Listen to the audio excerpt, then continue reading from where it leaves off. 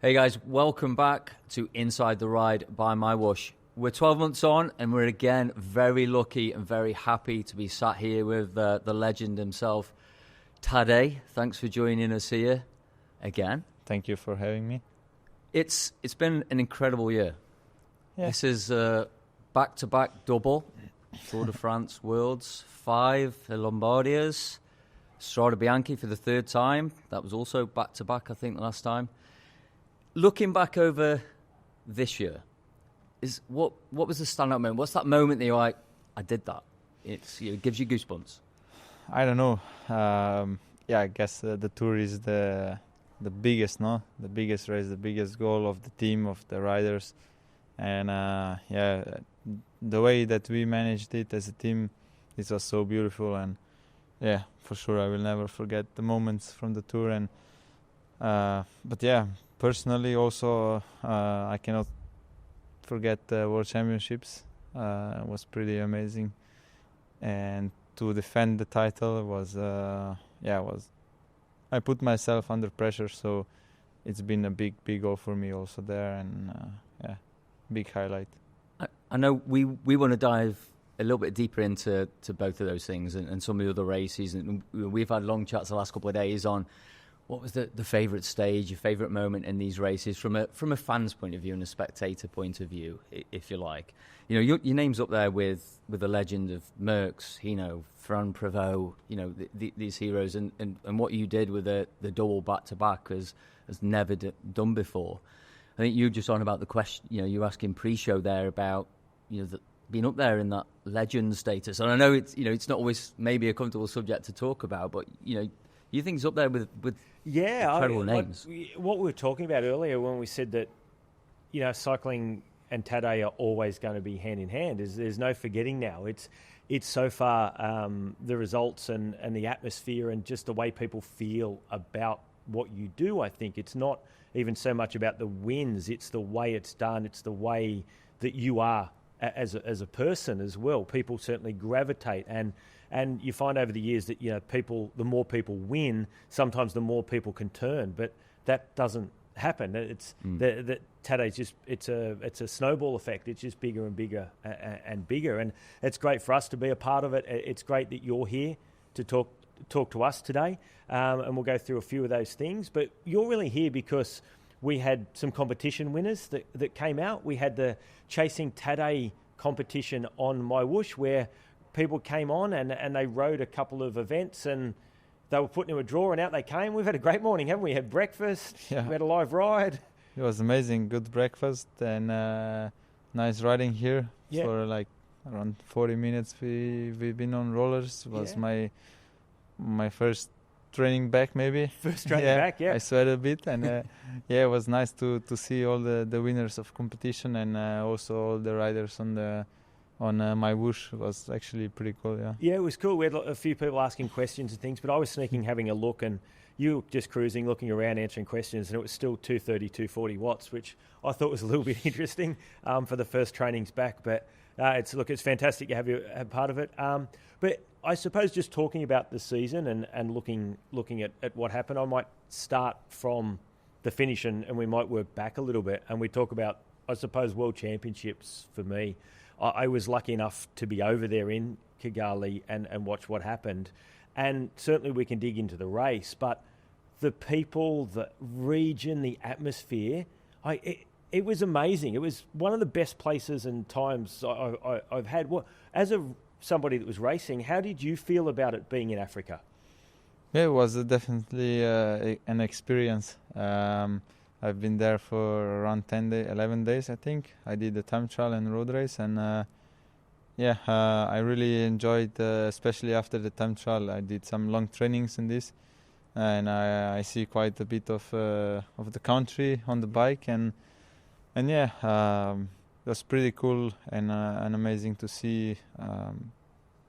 In general, it was a great experience, and the crowds on the circuit in the city was incredible. Yeah, considering it's not, I suppose, known as a cycling country, they were 20 deep, singing songs and banging drums, and it was just amazing. And what was interesting for me is just the take-up of people were proud to have that event in their country. And I've been to a few World Championships things over the years, and a couple of them I've been to, it's like, did they really want us there? But in Kigali, it was just the city stopped. They had public holidays. Everybody came down and watched, and we're not talking a wealthy country. It wasn't VIP. It was just people enjoying and racing. And I think I was telling you earlier, I went and got a haircut, and the first thing they asked me was I with the UCI World Championships, and did I know Tadej? And he offered me a free haircut, which I didn't take. But it changed my perspective on cycling, on African cycling, and I hope that now promotes into the future some of those kids over there that were watching that bike race. I think it will. I think, the World Championships in Africa will, maybe it doesn't seem like it now, but in long term it will be for sure great for cycling community there, and the cycling as a sport will grow for sure because of that World Championships. Are you conscious of this? Because we were at Hidaria last night with the community ride, and I've been lucky enough to be there a few occasions to see the way that event has grown.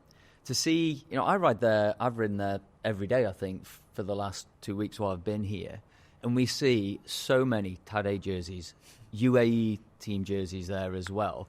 The impact you've had in a country which isn't, again, a traditional cycling country, and the way that sport has grown here, and the impact that you and the team are having in many nations, not just the UAE, and inspire. We were talking about this. I remember the idols that I used to watch when I was a kid, and so on.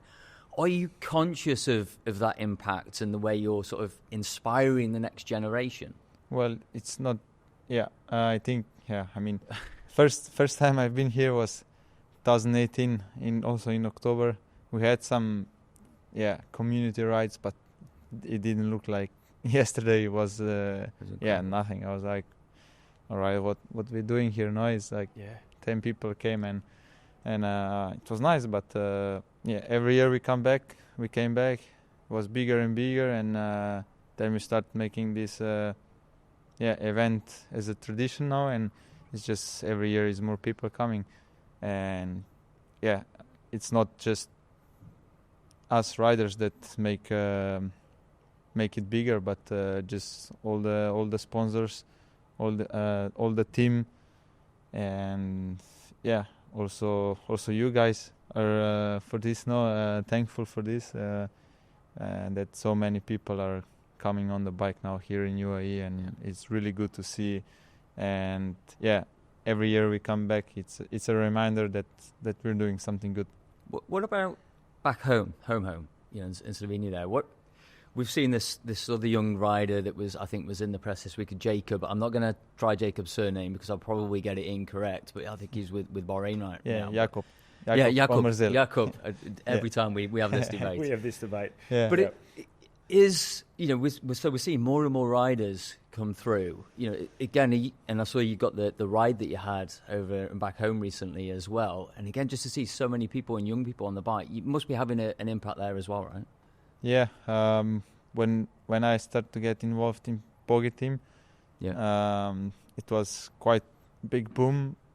Too many kids arrived to the club and wanted to ride, and I was like, okay, Slovenia is becoming cycling nation for real, and how many people are riding now? It's crazy, and we can do many events, and one of the events is Pogi Challenge, and we put the limit of almost 1,200 people, and it was full in really fast time, and it was just crazy to see all the people riding the bikes, because when I was a kid we couldn't get together 1,000 people and to ride the bike on one climb. So that's awesome. No, it's absolutely incredible. One of the things we were talking about, changing the topic a little bit and coming back to World Championships and some of these other things, we talk about these long breakaways. We talk about how that's changed the face of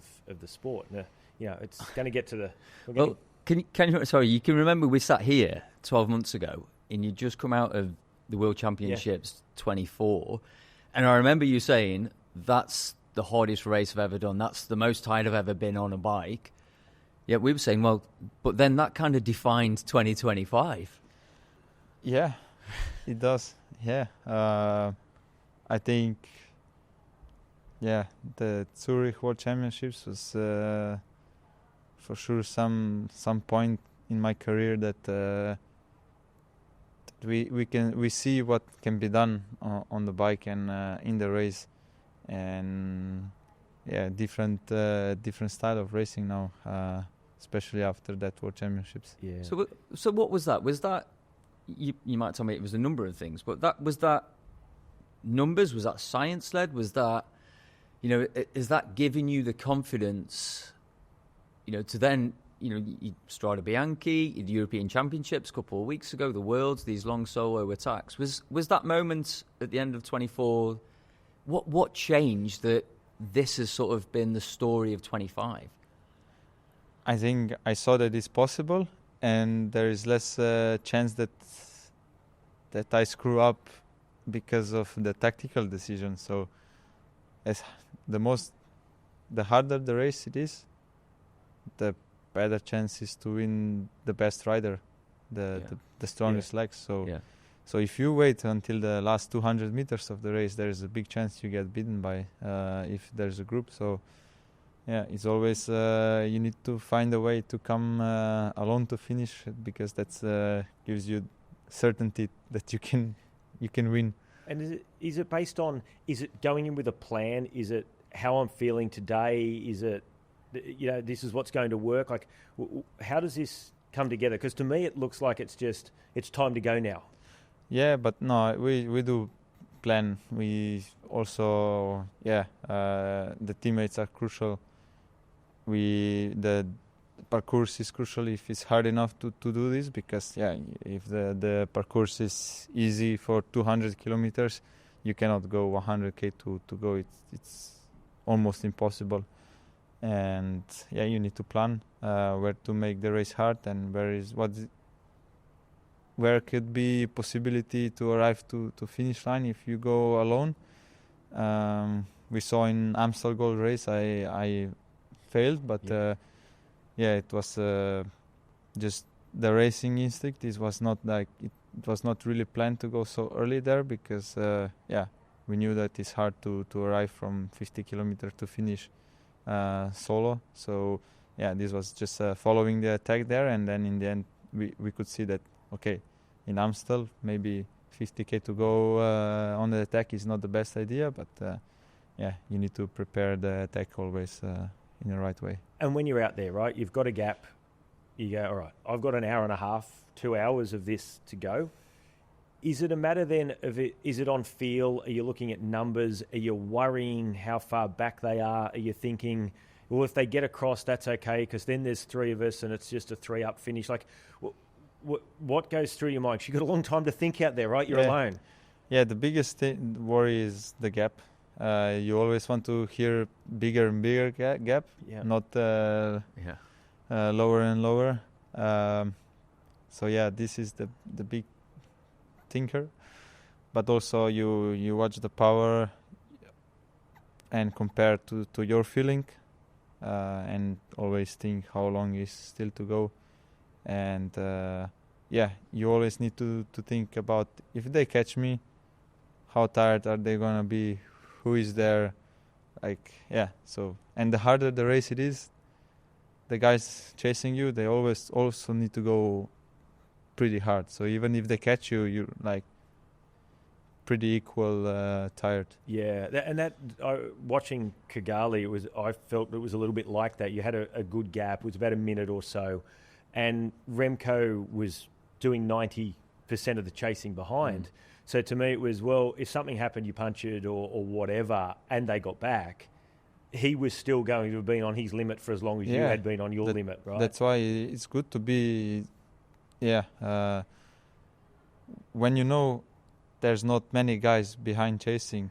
So if it's like 2 or 3, they're always going to be a bit tired. Okay, if it's group of 10, 15 and somebody has a teammate there, then you can maybe be screwed and they will catch you and they will be more fresh. But if there's like World Championships, there's like basically everybody on their own and without teammates, then they're gonna do basically similar effort to you. Yeah. Was just thinking about that then, because obviously you were with Isaac for a while there as well. Has there been a moment, or was there any moment of hesitation there when Isaac dropped back, where you thought, do I sit up, do I wait, or was it no question? No question. I immediately on Mount Kigali when we were 3, I knew that this is it. No stop and just go. And the only thing is, I hope the other 2 guys will last longer. But Isaac had some problems and he didn't feel so well at the moment, and the gap was coming down, so it was time to leave him and say goodbye. But then I was like, okay, now I have to commit to the finish and hope for the best. And one of the questions is, I've been thinking about is your earpiece. I know you don't have earpieces at Worlds, right? But you're on one of these, you Strada Bianchi in the Tour. What's going on in your ear at this point, and what do you prefer? Because we get, as fans now, we get to listen to some of the talk, right, in the radio, and we got some excited voices as DSs, and then some more calm. What is the way these guys, the DS approaches you? Yeah, I like the calm voices of the DSs, just what is coming up, or just how is the race going, and because they see from different view, than us. And but most of the time we don't hear anything, because it's just or either is bad connection, or on the climbs in Tour de France it's just too many people, and it's hard to hear. Have you ever, like many of us at club level racing, decided that we're going to attack and get 150 metres in front of the bunch on Tuesday night crit racing? Have you ever done that and gone, oh no, I shouldn't have done this today? Yeah, many times. I think it's when you go on the bike and you just want to race, and you always do some nonsense. What was that? What was the stage in stage 12? I think when you and Navarez attacked at the bottom of Hotakam. What happened? That there? was some acceleration. He was excited, and he was good. And then once you start doing this kind of effort, I like just to commit and Did he maybe go a little bit harder than he was meant to? Yeah. That's what we thought. A little bit. And then you were just, I haven't got much choice here but to keep going? When I saw that Jonas is struggling, then I was just, let's see how far I can go. If I arrive to the top, I arrive to the top. If not, I maybe turn around. Because it's an awful climb, right? Like it's hard. It's really hard. What people don't realise about that climb is a lot of the climbs over there are quite fast, because they're a nice hot mix sort of road. The road surface is not great going up there either. So it's and you can't see the top when you're going as well. It's a really difficult climb. Yeah, it's pretty long. I think it's like 50 minutes or something.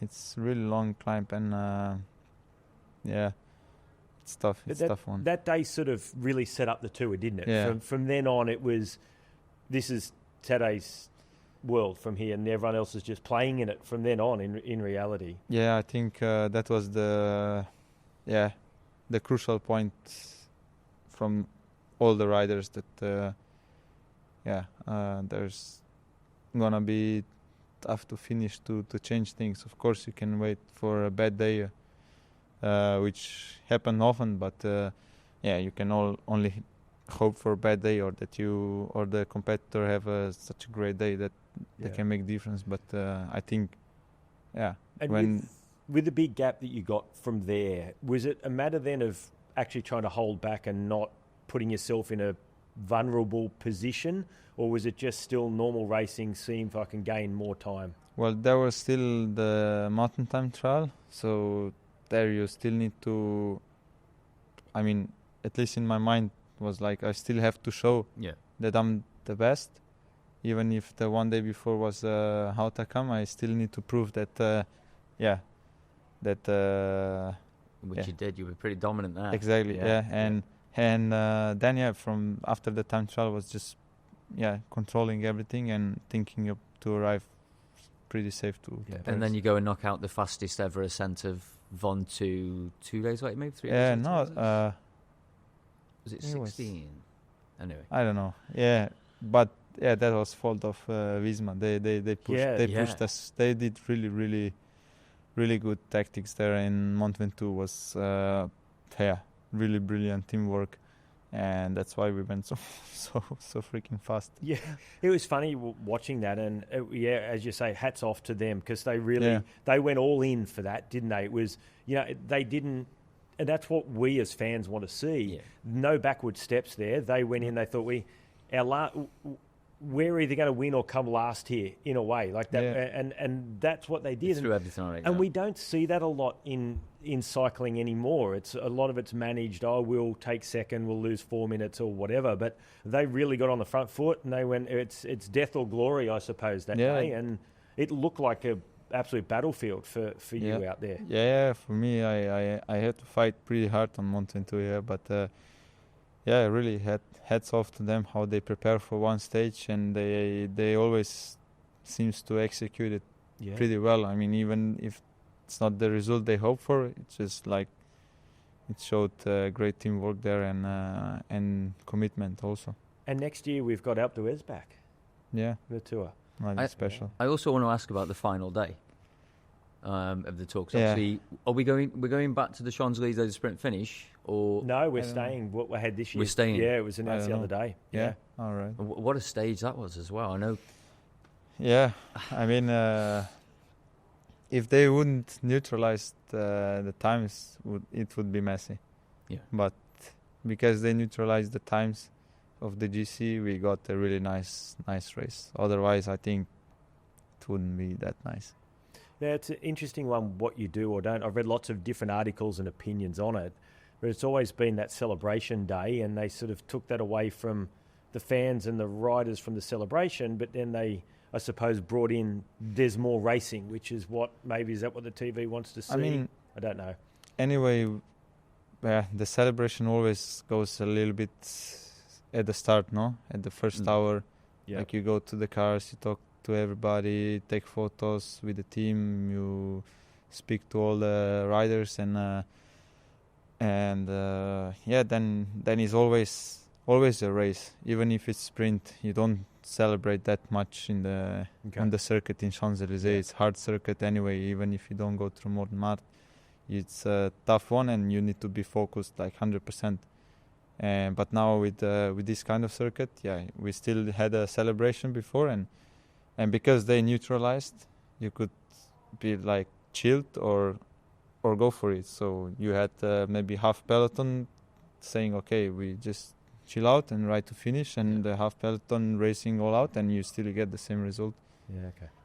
I want to ask you a bit about tech this year as well, because we've got your V5 over here as well, but we didn't see it much this year because the Y1 was out there, even on the climbs, right?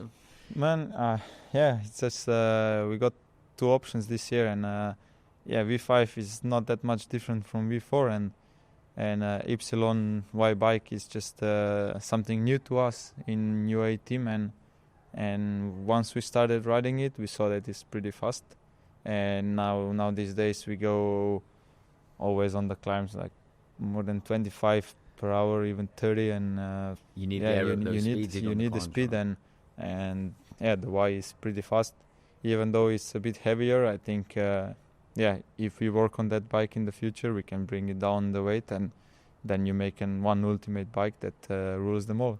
Yeah, and that's what's happening, and that's what's evolved the last few years. I was talking to some of the ladies in the ADQ team, and they were like, it's just faster. There's no choice in the matter. We want the fastest thing we can get. But talking about tech, because I'm the tech nerd here, I love bikes. I have way too many of them. I want to have a little bit of a chat about Roubaix. So maybe it was on your plan and you knew, but we all didn't know till quite close to the event that you were going to head out there. For a rider that is lighter, extremely powerful, but you're a different style of rider. What was Roubaix like? For us that'll never get out there, take us through Roubaix. Well, I was the most surprised even before we hit the cobbles. Was just different feeling in the bunch, and we were riding so fast on the flat. It's just no climbs, but flat, and you have these big tires on, a bit soft tires, and it's not that easy to go all the time 60 per hour in the bunch. Yeah, right. And just the speed is already crazy, and it takes some energy out of you. And then once you hit the cobbles, first you fight like for your life to get there, and then once you hit the cobbles, it's just some other world, and it's really a good experience. And I would advise everyone to go and try it, because it's pretty cool. Yeah, you love cycling and racing. You can just tell, right? And that's a highlight to get out there and race Roubaix, I presume, something that probably is not overly suited to you. Well, not overly suited is not the right word, but it's not your sort of home territory. Will you be back? I suppose so, yeah. I was second last year, so I have good chance to make a good result again, so why not? You had that little fall, didn't you? And you lost a little bit of a gap there, and it was hard to come back. It was... I still think Mathieu Van Der Poel is like, built for Roubaix, and he's just, another class. On his own in this race, but I shouldn't crash. If I would crash, I would have at least small chance to fight for win. And when I crashed, I lost the chance to win. And it's like this. It's cycling, and I just went too fast in the corner. And in the cobbles, it's also hard to really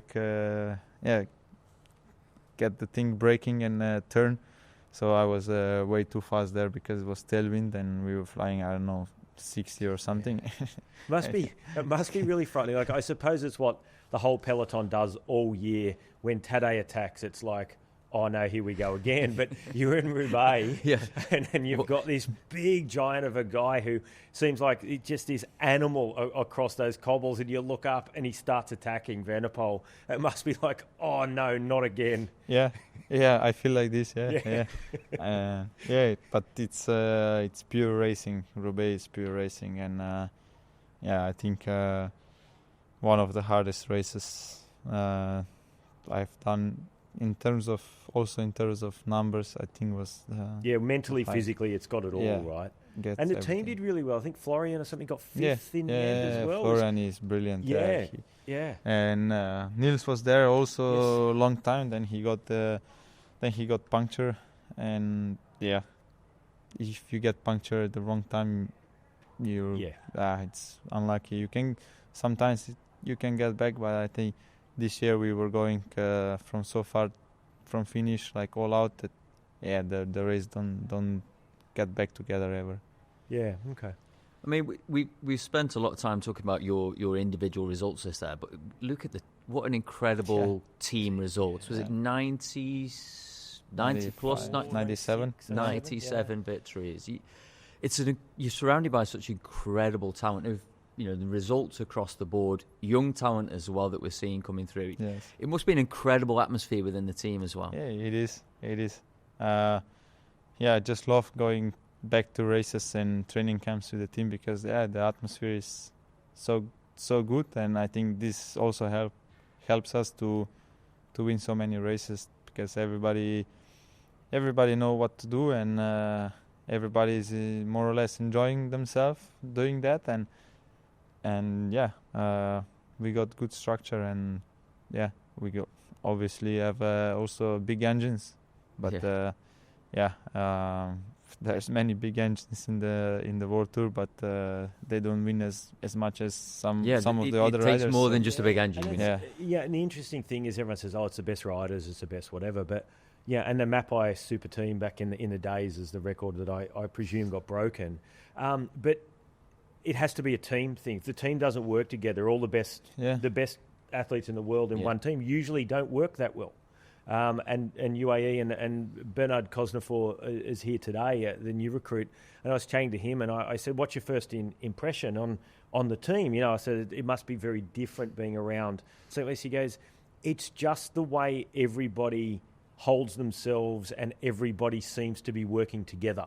That's the first thing he said. He said, "I haven't ridden with anybody, I haven't raced with anybody," and and that's what it looks like from the outside. It's one in, all in.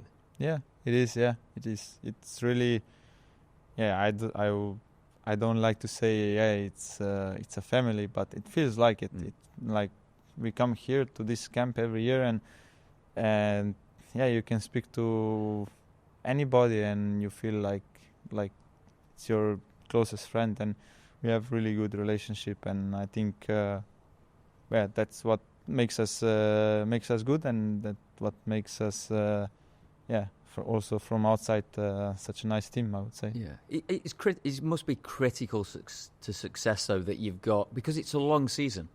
Ultimately, it's a job, right? You work in 52 weeks a year at this as well. So having those colleagues around you and those teammates that make the training camps, the hard work more enjoyable, the evenings of a grand tour together, it must make such a difference to be in a team that has that attitude and approach. It does, because we stay so much time away from home, working for the team. But when it doesn't feel like work, it's easy. So looking into 26 now, we've got big season starting. You've had your first training back today, and so we're going to take all the credit for any results all year. Everybody that's watching at home, it's MyWhoosh, it's not Tadej. He'll be 10 watts better this year than last year, definitely. Hope so. We're as fans, we're thinking a similar year, or you're not sure yet. Like what's and what are those couple of things still to tick off? We've got San Remo. Yeah. San Remo or Roubaix? Which one do you need to want to win more? I think San Remo, because Roubaix I did just once. Yep. And been already second. San Remo I've been like 13-9 or something, 5, 6, 4, third. I don't know, but just and every year I get closer. And every year it's seems like harder to win, so if it helps, I lay awake at night sometimes thinking, how can Tadej win San Remo? Okay, and it's really difficult, right? Because the speeds have changed. So if you were on technology from 20 years ago, those climbs are 1.5 minutes, 2 minutes longer. So you can break Van der Poel and the others. You can't really go before the Cipressa because it's just too fast. And Cipressa is also, we go 40 km/h. Correct. Right. So I've got some tips for him later on. Good. When he wins next year, it's the 30-40 hours laying awake of a night where I actually go through this one, because it's a race I'd love to go. It's just that's cycling to me. But for example, first time I did San Remo was more than 7 hours, and now it's like crazy. Less than 6. We go so much faster. It's crazy. And that descent coming back down the Poggio, it's not the nicest one. Do you literally just go, I just have to close my eyes and just do but I know pretty well, because I live pretty close, so I can do it a lot of times. But it's not. Was Mahoric the year with the dropper? Straight down. I just that'll do but me. I mean, it's not the dropper seat post that make him win, but but definitely the skills on the downhill comes in handy there. And while we're talking about those skills downhill, how good is Pidcock? Is he as good downhill as what he looks on TV? Is it? I would say so. It looks frightening what he can do. He's like so close to the road. He's just like like glued on the road. But I don't know who's the best descender. Like, who's the best? You have like best bike handlers and you have best descenders. I think it's two different things. And I don't know. Like you always need to look the group of sprinters, because they need to come back. So, and they have no fear, right? Because they're sprinters. They're lunatics. More or less. But when you fight for time limit on Queen stage and this, you need to go like pretty deep on the climb, but then they go really fast on the downhill to take back to get some advantage there. So I think to find the best descender, you need to go to that group. You've got to go back to that. Okay. Yeah, right. And what about bike handling? Is Van der Poel? I think Van der Poel. Pidcock also comes here into that one. But you're pretty good though as well, right? average. I've seen the wheelies. Average. Although I saw Del Toro yesterday. Yeah, he's better. He did a I was going to ask who's better. He's better bike he? handler than me. But what about doing wheelies? That's the most important thing. I think also him. Yeah. Yeah. I have I'm a theory on wheelies, by the way. You're either born being able to do wheelies or you're not. There's no in between. When I was kid, every easy ride that I do, I went to one climb and just like 20 minutes, just like up, down. But some people are, natural at this. Yeah. I would rather be able to do a wheelie than get a pro contract. Like, that's how desperate I am. Just cooler. It's just way cooler, right? And then I see Del Toro doing it yesterday on Instagram. I'm like, why do these people get all of these talents that I don't have? Yeah. And we've had you here today, just a few things that we won't keep you all day chatting to us, but we've got some cool things happening on MyWhoosh that you've been involved in. So we've had a bit of work today on the Tadej world. You've been with the art team doing a bit of design. You've been in a fancy 3D. Yes. I wondered whether you were going to get teleported to another country or what was happening in that, but yeah. It was amazing, yeah. But my world for now has a lot of churches in. Yes, I did notice you were putting all churches and castles. I wanted to put some cafe in or something, like. Yeah. Did you see the image that I showed you yesterday that they'd worked on with the Tadej pose? Oh, no. In chains. Oh, in chains. Yeah. I saw that one. We need to change that image. It's incredible. Yeah, it was incredible. It's like the holding your back. Yeah. Yeah, it was that pose like the statue, and they're like chaining you back on the side of a mountain. I'll have to show you before you go. Maybe that's how they stop me next year. Yeah, it's maybe the only way. Hopefully it's the only way. But yeah, we'll work on that world. You've done some of that work today, and we'll take some of the great pieces of your victories over the years and your favourite places, and we'll put in that, and we'll hopefully combine some stuff with Poggy Team in there, and some of the things that you support and that you're about. So there's a fair bit of work to be done on that, but we're hopeful this year that will be out in MyWhoosh, and it's great that you're part of what we're doing, and I think it's. Indoor cycling is there for everyone. It's accessible. Exactly. As we spoke about before, the juniors, they don't have to be out in traffic, and they can get good training programs, and they can do all of these things. Yeah. So when I was a kid, I hated indoor training. Obviously, I didn't have MyWhoosh to train on, so you get bored. You sweat so much. You don't have like ventilation. I had nothing. Not just like. And I hated it, but and I loved riding outside, but I had the opportunity to ride outside, and it was pretty much, I would not say safe when I was a kid, but definitely safer than now. When I come back home or when I do some rides, I'm like, sometimes I really wonder if it's worth it to ride outside, because with the traffic, especially around the cities, it's so dangerous, and more and more you prefer to go on the indoor and just do a workout there.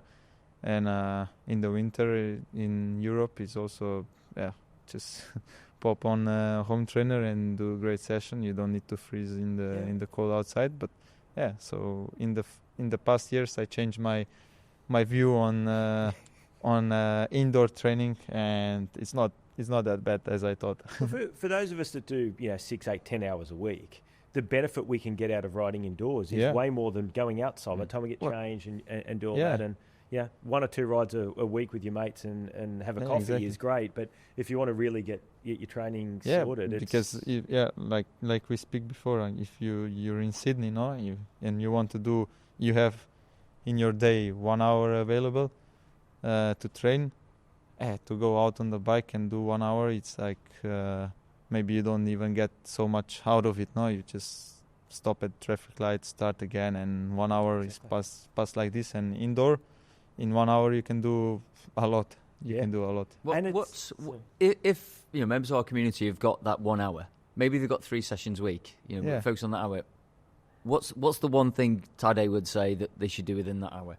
I think if you just have 1 hour, you should do some,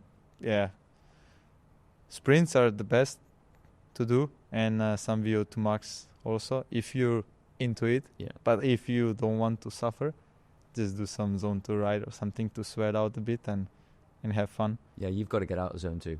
Yeah, I know. At some point. I've got to start sprinting and VO2 maxing. I'm getting way too lazy. Way too lazy these days. But I'm racing SRC, and that's the main thing. But talking about that and racing and indoor is, we did the World Championships last year at MyWhoosh, UCI Esports World Championships that were so successful. It was a great day. You were there, and I hope that you're here again in a few weeks when we're here. But we've seen a real evolution in the esports. We're seeing a real standalone piece now. So really what we're seeing is a lot of these top athletes now, they're doing the whole hour race out of the seat, 60 RPM, which is a little bit of the opposite to where you've gone, where it's in the seat, higher RPM. So they're using, obviously we're all working on torque these days, not so much on power, which is really interesting. And I think Joe Average, again being the tech nerd, I think Joe Average is going to move more towards this torque stuff in the future than power. And so we're seeing 6 watts a kilo for the women. 20 minutes, 6 watts a kilo is what our top female athletes are doing. Well, that's and the men are over 7. Yeah. And they're only doing it for 20 minutes and not having to do it at the end of a tour and all of those things.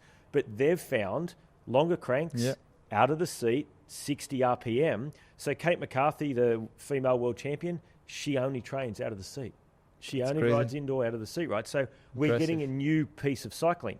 And you've found new way. You found the other way though. We're lowering torque, increasing cadence. Yeah. Yep. And has that been a conscious change? Has that been an evolution in your cycling? No, just the way it comes. I think you're not. I don't think it's hard to force many things in your training or how to ride.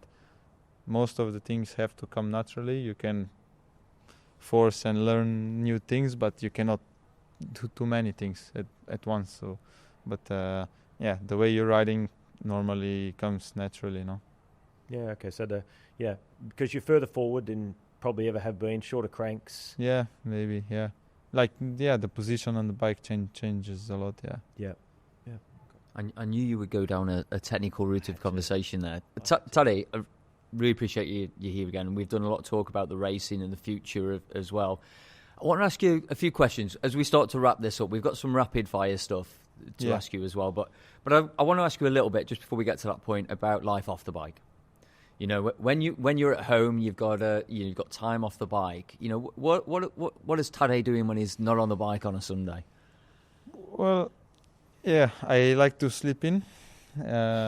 Probably, just wake up easy, have some nice breakfast, some fruit always, and some good coffee. Then I like to stay outdoors, go for a walk or on the bike. But this is what we love. So you're still going to get off.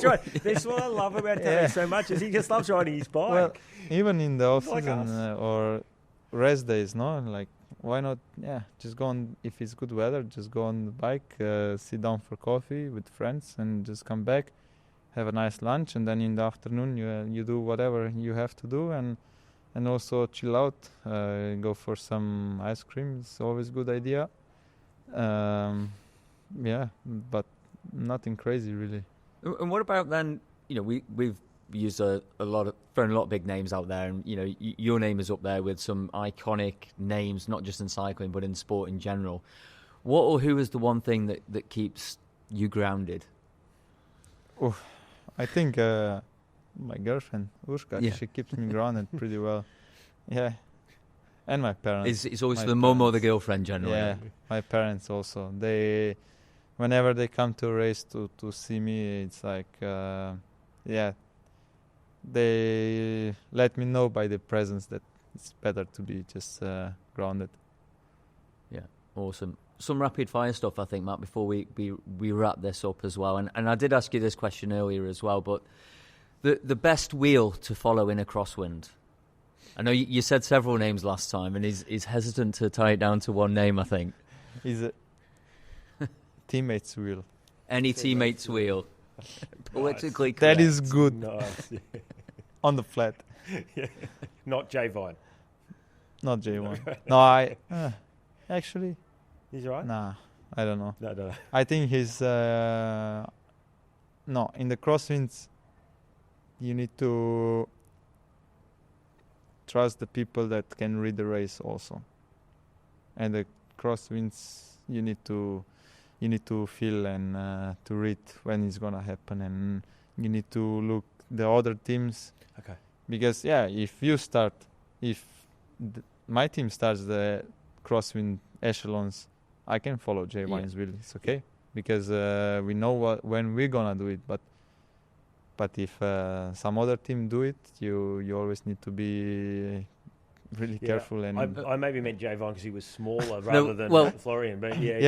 The other thing about, I mean, what a performance by Jay as well over in amazing. Wonders. You know, and for me, it was a really nice moment because I interviewed him after Zurich, after the accident as well. To see him to pick up that medal in Rwanda was incredible. Get rid of the mustache, you'll go heaps faster. You're not a fan. Yeah, tell him, please. If I see him, I'm going to tell him. Yeah, it's not good. I don't know why Australians think I don't know. But he's stubborn. All right, climbing or descending? Descending. Yeah. White bibs, or you called them nicks last time, and Tadej wasn't quite sure what nicks were, but white or black bibs? I go black. Yeah. Sorry, just on that. I think I read out of your wins this year, it was like 12 in white, 9 in black. Yeah. So white, you won more in white this year. White is for the special occasions. Special occasions. Black is just in generally better. No, I know you've got Italian colleagues in the organisation as well, but somebody did put here pineapple on pizza, yes or no? Nah. No? Better no. Let's don't go down this road. We're going from pizza chat, and the next one is... Go on. Sorry, we have so much good foods that we don't need. Like so many cuisines that have a great foods. It's good how it is. That came from a community member, yes. I think, not our marketing manager, one as well. We're going to move from pizza to Tour de France or World Championships. Shit. I think, Tour de France. Still. Like in terms of what? Status? I don't know. Chance of winning? Yeah. On the bucket list of I mean, it's irrelevant now because you've done them all. Yeah. It's irrelevant. None. Well, on that note then, so 2028 we're in France for the Olympics. Where does that sit in the sort of priorities? Is that on? I know we're 2 years out, but no. Now maybe yes. I got one medal already, so yeah, I'm pretty happy with the bronze. It looks cool. Hang in my parents' house. It's pretty awesome. And we'll never know. We'll never know. And we've got to have the coffee chat. Yeah, as well. I want to know, what is the Sunday lazy morning, not riding the bike coffee, and then the pre-race coffee? So at home, I have a good machine that I do a nice espresso for Urshka, and if I'm in mood, 1 or 2 flat whites for myself. And then for the race, I carry with me, like most of the riders. They got me into it. Just the kettle, scale, grinder, filters, V60, and I just grind fresh beans in the morning. Do a coffee, pour over, and that's it. Well, that sounds next level. I was on your team bus in the UK when they came over for the Tour of Britain. Yeah. And we had the pod machine, and I was already impressed with that. Yeah. But you tell me the riders have got the V60s and the pour overs going. Yeah, in Tour team, you go to almost any room of the rider. He has a V60 or Aeropress. So yeah, next level. I imagine there's like a black market of good roasted beans as well. Oh, we've had this discussion about where you get the We're just finding, I don't know, Pavel Sivakov is the main guy. Just finds, wherever we are, he finds a specialty coffee place. We go there, get a good coffee, buy some beans, and disappear. Tadej, thank you so much for being here today. Great chat as always. The best of luck with the next season as well, and best of luck to the new teammates you've got. And we look forward to another fantastic chat next year. It was brilliant. Yeah, thank you. Thank you. Thank Tadej. you. Thank you so much. You.